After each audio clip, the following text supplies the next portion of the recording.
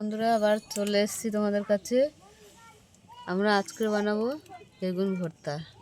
তা বেগুনের জন্য কি নিয়েছি এখানে, বেগুন ভর্তার জন্য আমরা রসুন নিয়েছি, কাঁচা লঙ্কা নিয়েছি, ধনেপাতা, টমেটো, আদা কুচি, পেঁয়াজ কুচি।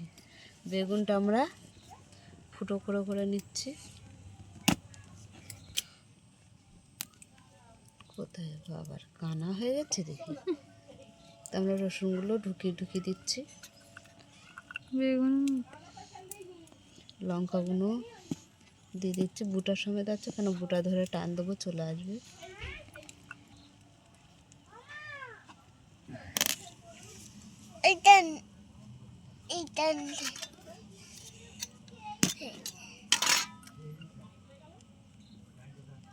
আমরা এখানে দুটো বেগুন নিয়ে নিয়েছি, তেল মাখিয়ে নিলাম, দুইটা বসিয়ে দিলাম। তেল ফাঁকে টমেটোগুলোও দিয়ে দিলাম আমি। আমাদের বেগুনটা রান্না হয়ে গেছে।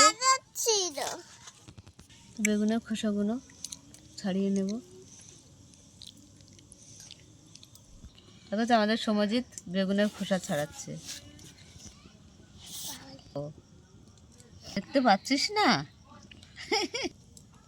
আমাদের সময় দেখো টমেটোর খোসাগুলো ছাড়িয়ে দিল। বাহ, থ্যাংকু। আচ্ছা, থ্যাংকু মানে ওয়েলকাম। ওরে বাহ, কি সুন্দর ছাড়াচ্ছে। তো আমরা বেগুনটার ভিতরটা দেখে নিচ্ছি। অনেক সময় বেগুনের পোকা থাকে, তো তার জন্য না নেই।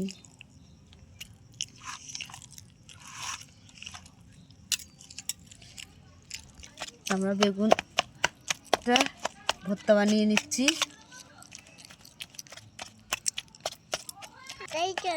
আমার ধনেপাতা কুচি আছে, আদা কুচি আছে, পেঁয়াজ কুচি আছে, সবটা দিয়ে দিলাম। সর্ষের তেল দিয়ে দিলাম,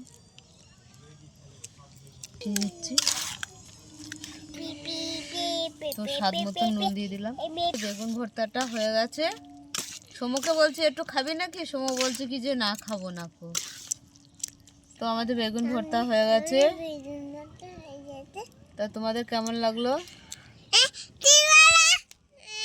তো যদি ভালো লেগে থাকে লাইক করে দেবে, শেয়ার করে দেবে, কমেন্ট করে দেবে, ফেসবুকে ফলো করে দেবে,